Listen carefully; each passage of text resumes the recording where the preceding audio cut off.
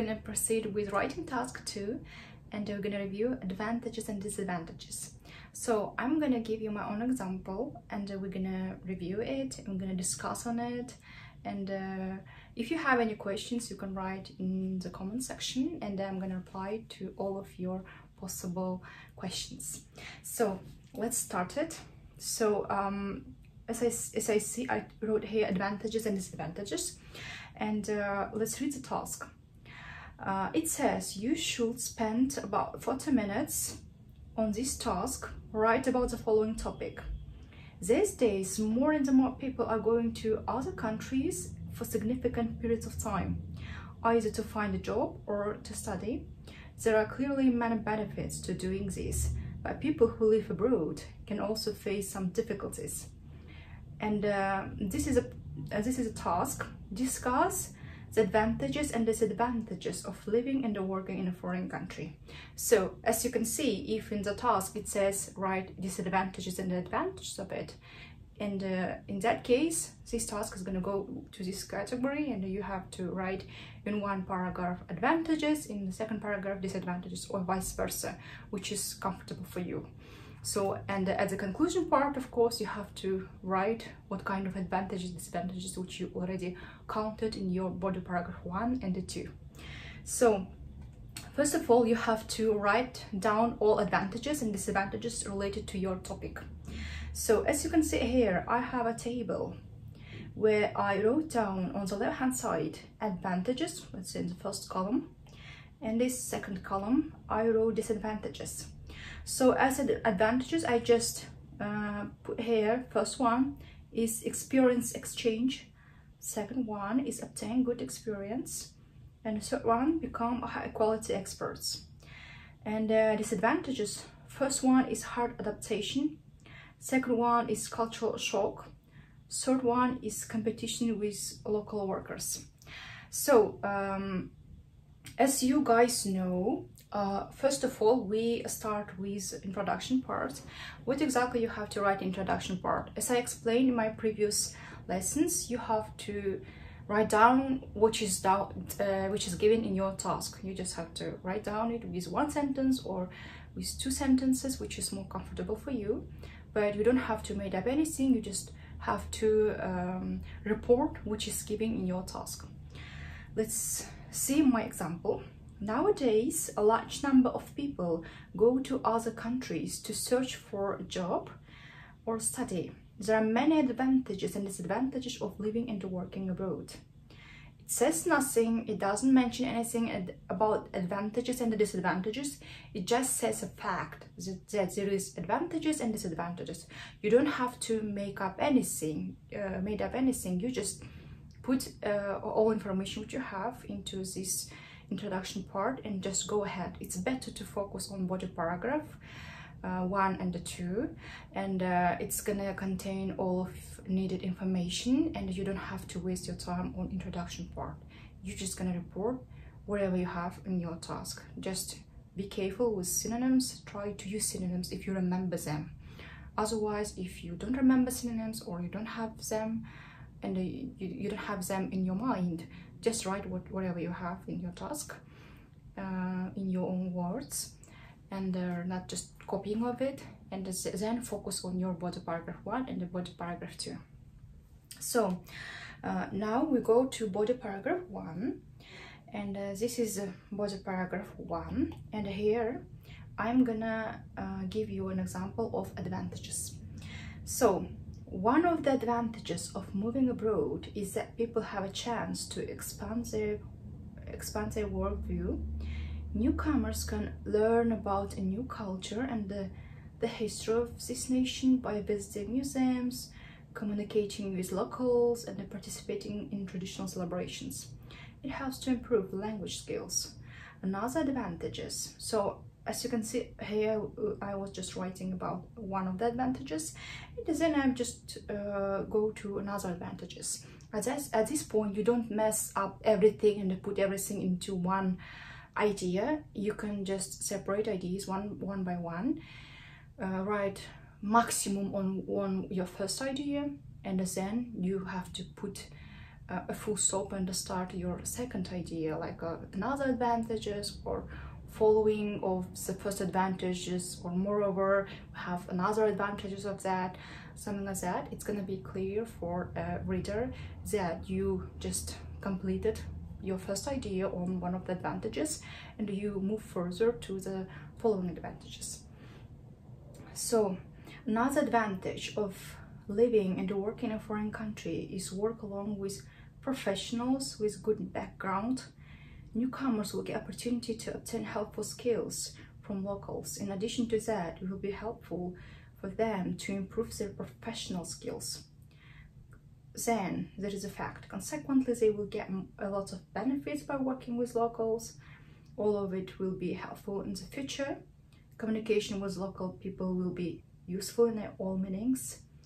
All skills which migrants got from locals will be helpful to overcome any problems which could occur during their life in a foreign country. So here I already just counted all of these 3 benefits which I already put in the table at the beginning, because this table helps you to organize what exactly you're gonna write, to put everything in order, and you don't have to waste your time or remember, okay, what I had at the beginning. Like, you write down everything on the paper, you do this table, you write all advantages or disadvantages, and when you start to write, it's going to be easier for you to focus on your table. You don't have to think about anything else. You just have to focus on the list of the advantages or disadvantages which you write down in your table. So you're not gonna lose your time on making up of anything I don't know, out of blue, and you're just gonna focus on writing proper decent sentences in order to convince your reader and to get a higher score. So further we go to the body paragraph 2, and here, as you can see, we write here all disadvantages. So when we start, let's say, to write body paragraph 1, we just count in the as one of the advantages. And when we start another part, like body paragraph 2, we're gonna write like on the other hand, like we can write however, on the other hand, some contradictions, just to show a reader that you have like advantages, but despite of it you have also disadvantages which could occur during some, I don't know, some actions, let's say when people start to move to another country. So body paragraph 2 starts in this way. On the other hand, people may encounter some difficulties during their adaptation period, which in turn can spoil the overall impression of the country. For instance, it may be hard to navigate around the city at first, and the people may also find it difficult to adjust to an unusual cuisine or different climate.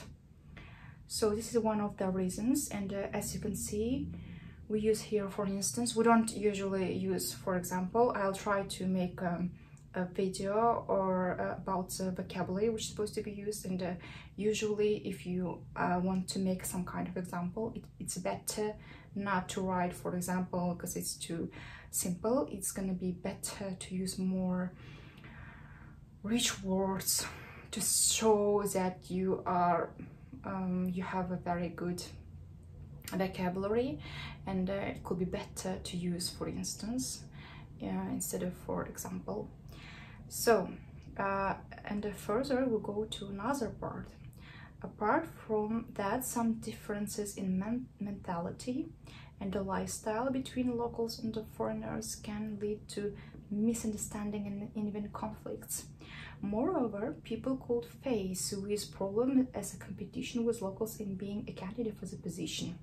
Since locals have good knowledge of the language and working experience in the country, employees prefer to hire them. Because of these advantages of the local workers, newcomers have to work for less money in order to survive. So I'm not gonna offend anyone, but when I went to trip to Dubai, I just saw it like people are working there for very less money, and they have to share apartment, a room with a lot of people, and their families are staying back in their own country, but they had to come to another countries in order to earn money and to help to their families. It's a really hard situation in which they are right now, but this is a reality, and this is really hard to watch. These people are very hard workers, and they're trying to do their best in order to survive and to give better life for their children. Locals have an idea in politics and procedures at work. Also, it could be a challenge for migrants to understand company procedure and some aspects of local life, in view of the fact that immigrants could have absolutely different working procedures in their countries. All of these reasons make migrants less attractive candidates for the position. Yeah, this is a really complicated challenge which people are facing when they are going to another country.